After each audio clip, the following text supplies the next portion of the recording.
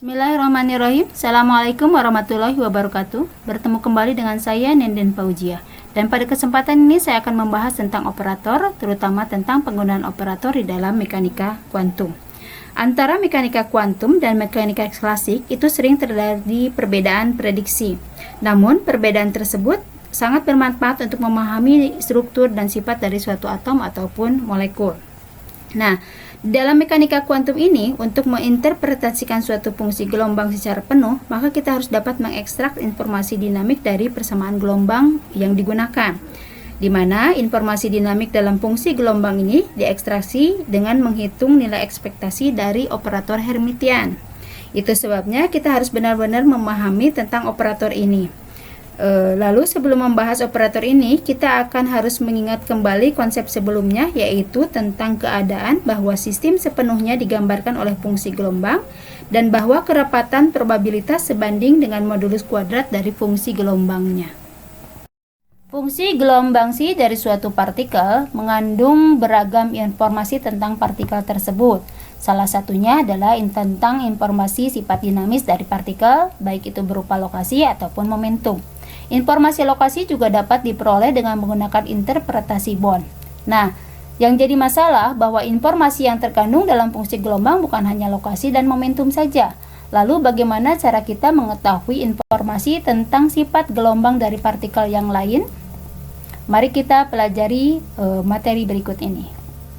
Jika kita bicara tentang sifat gelombang dari partikel, maka sifat gelombang dari partikel ini dapat dijelaskan melalui model matematika yang kita kenal sebagai persamaan Schrödinger. Persamaan Schrödinger secara sederhana sudah kita ketahui sering ditulis sebagai H kali C sama dengan E kali C. Atau kalau mau secara lengkap boleh dituliskan seperti ini, di mana H-nya itu mewakili persamaan matematika atau operasi matematika yang ada di dalam tanda kurung kotaknya ini, yang dikenal sebagai operator Hamiltonian satu dimensi atau sebagai berikut. Kalau kita bicara tentang operator Hamiltonian atau operator lain, maka secara garis besar kita dapat menyatakan bahwa operator ini sebagai persamaan yang melakukan operasi matematika pada suatu fungsi.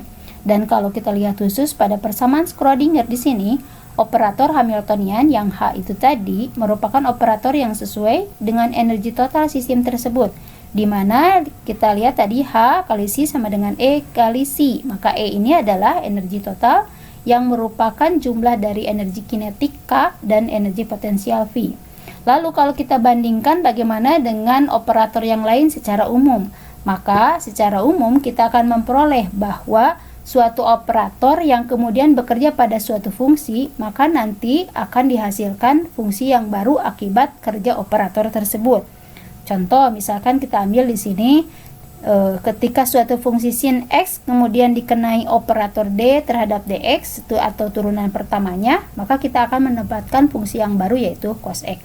Jadi di sini D per dx ini merupakan operator yang kemudian bekerja pada fungsi sin X dan cos X-nya adalah fungsi yang baru. Operator bekerja pada suatu fungsi sehingga nanti akan menghasilkan fungsi yang baru, atau kita bisa katakan bahwa operator melakukan sesuatu pada objek dan membuat objek yang baru.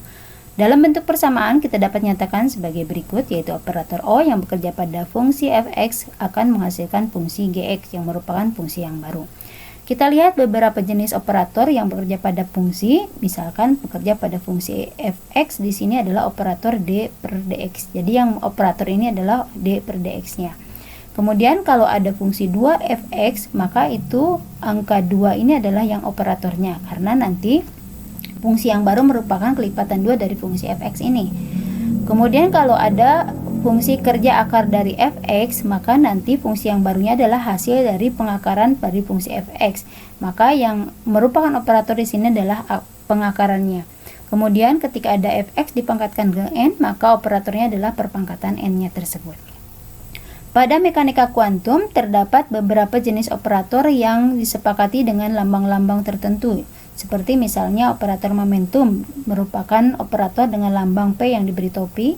Lalu kalau ada X yang diberi topi, ini adalah operator posisi, dan operator energi kinetik berupa T diberi topi, dan energi potensial dilambangkan dengan bentuk operator V diberi topi.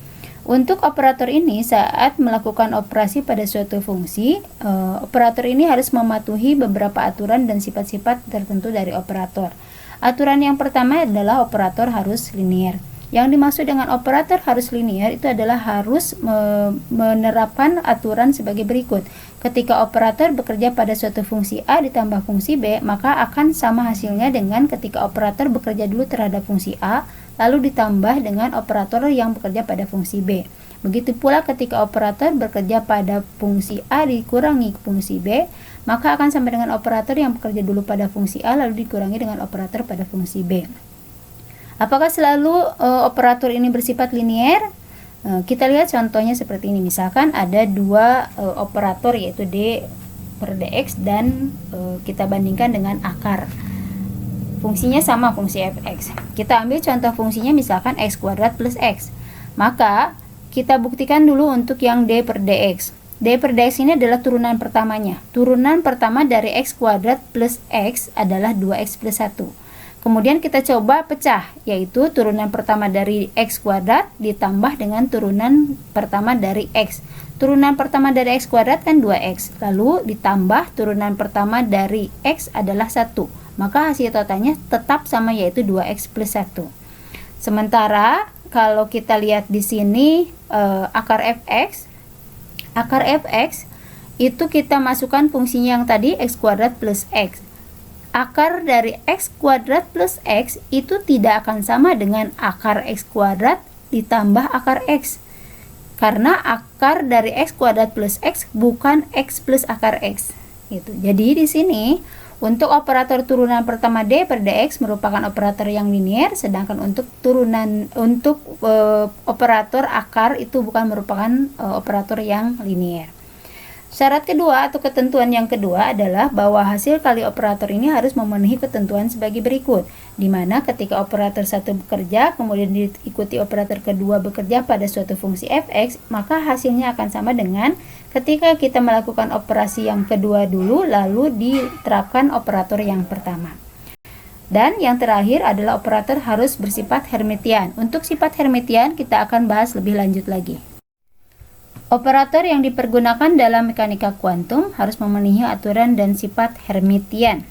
Agar si operator tersebut memenuhi sifat Hermitian, maka disyaratkanlah bahwa besaran yang dihasilkan oleh suatu operator yang bekerja pada suatu fungsi gelombang itu harus merupakan suatu eigenvalue dan fungsinya harus merupakan suatu eigenfunction atau nilai eigen dan fungsi eigen. Apa itu nilai eigen atau eigenvalue dan apa itu fungsi eigen atau eigenfunction? Kita lihat di sini, kalau saya memiliki persamaan Schrödinger yang biasa kita kenal sebagai H kali C sama dengan E kali C, maka di sini ini adalah suatu operator yang bekerja pada suatu fungsi yang menghasilkan suatu konstanta atau besaran dikali dengan fungsi. Maka di sini terlihat H adalah operator. Lalu yang E atau konstanta itu adalah nilai eigennya, dan C ini adalah fungsi eigen. Atau kita tarik secara umum untuk operator yang lain.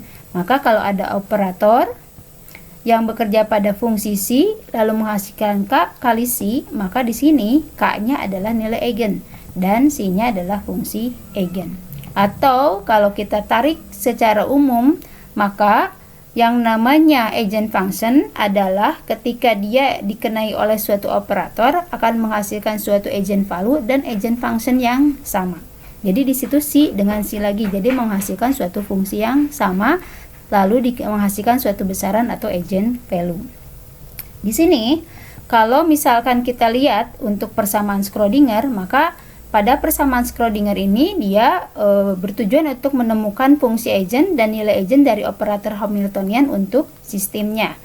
Dan kalau kita tarik secara umum kesimpulan antara nilai eigen dan fungsi eigen ini, jadi jika fungsi gelombang adalah fungsi eigen dari operator omega yang sesuai dengan omega yang dapat diamati, maka hasil pengukuran K akan menjadi nilai eigen yang sesuai dengan fungsi eigen tersebut. Untuk lebih memahami tentang nilai eigen dan fungsi eigen, kita lihat contoh soal berikut. Di sini kita diminta untuk menunjukkan bahwa fungsi E pangkat 2x adalah fungsi eigen dari operator D dan tentukan pula nilai eigennya.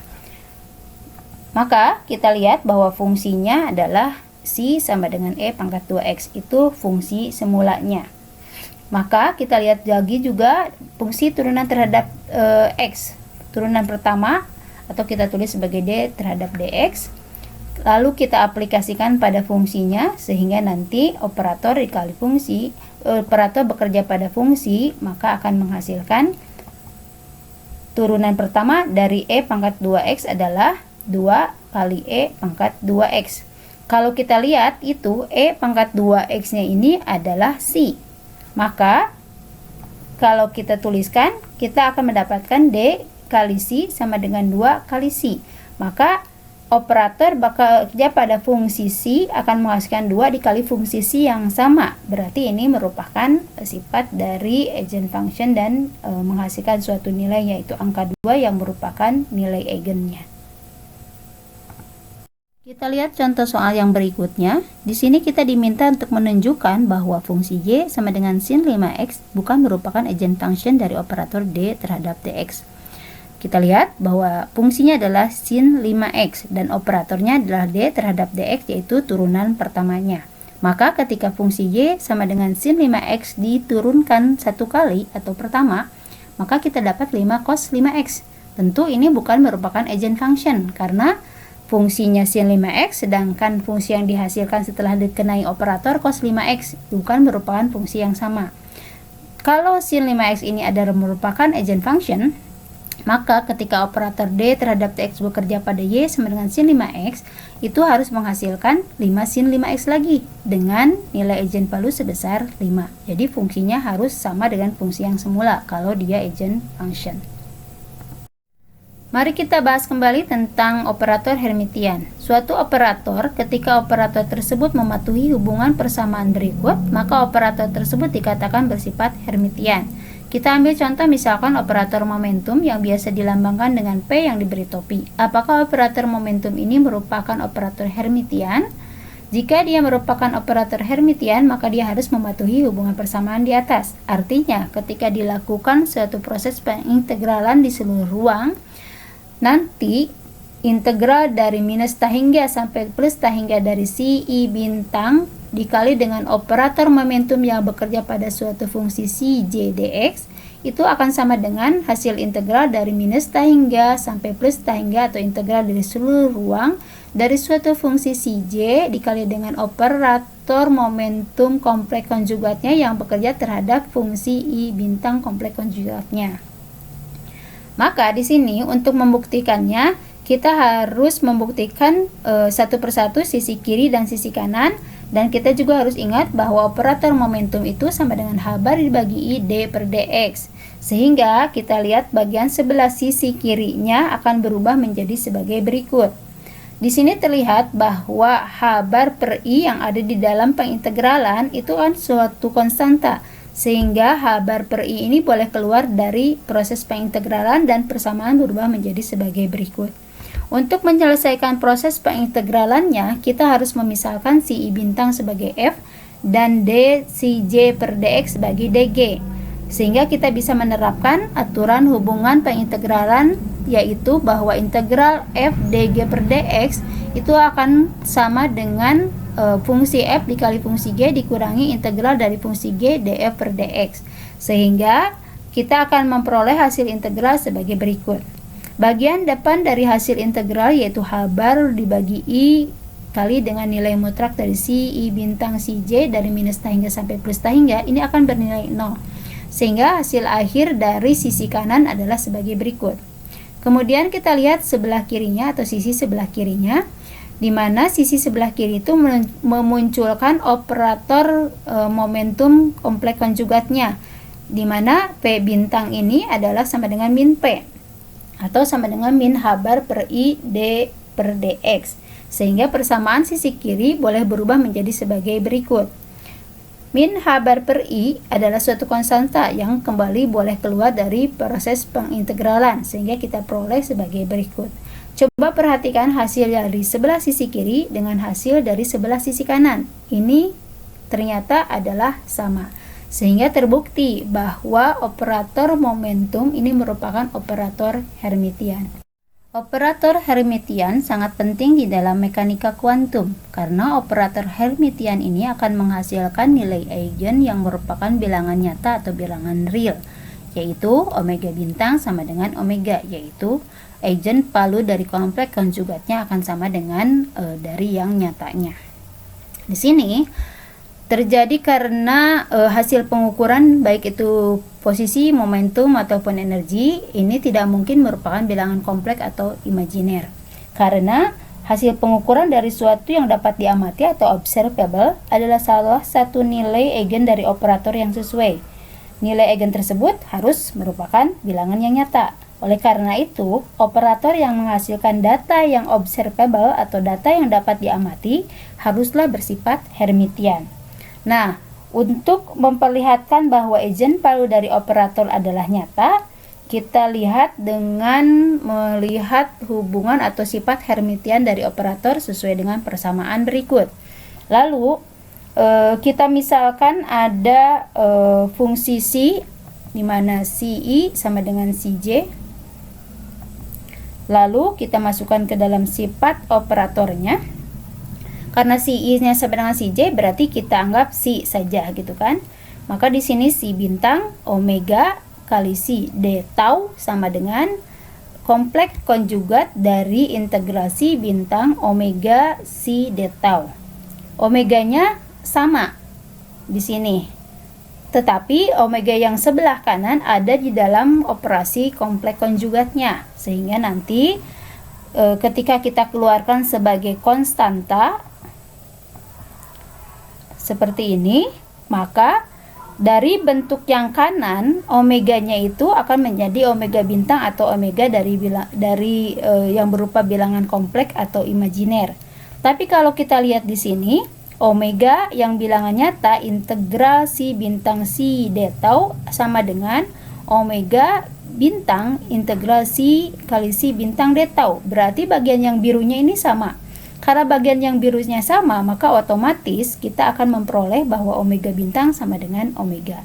Sehingga terbukti bahwa akibat operator Hermitian, maka nanti eigen value yang dihasilkan merupakan bilangan yang nyata.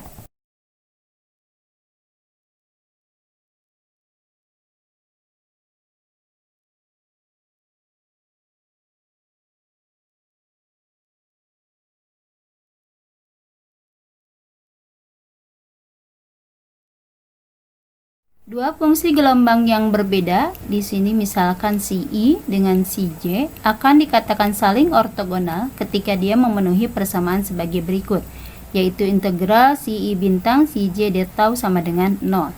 Sebelumnya juga kita sudah mengetahui bahwa suatu fungsi gelombang C akan dikatakan ternormalisasi ketika memenuhi persamaan sebagai berikut. Dan jika fungsi gelombang yang ternormalisasi kemudian dia saling ortogonal, maka kita akan mengatakannya sebagai ortonormal. Fungsi gelombang yang merupakan fungsi eigen dari operator Hermitian dengan nilai yang berbeda nanti akan saling ortogonal, di mana operator Hermitian ini memiliki sifat yang dinyatakan dalam hubungan sebagai berikut. Untuk membuktikan apakah benar fungsi eigen dari operator Hermitian dengan nilai eigen yang berbeda adalah saling ortogonal, maka kita lakukan dengan menganggap adanya suatu fungsi eigen, kita misalkan si I, dari operator Hermitian yang menghasilkan eigen value omega I yang dinyatakan dalam hubungan sebagai berikut. Kemudian fungsi yang eigen yang lain, misalkan si J dari operator Hermitian yang menghasilkan eigen value omega J yang dinyatakan sebagai berikut.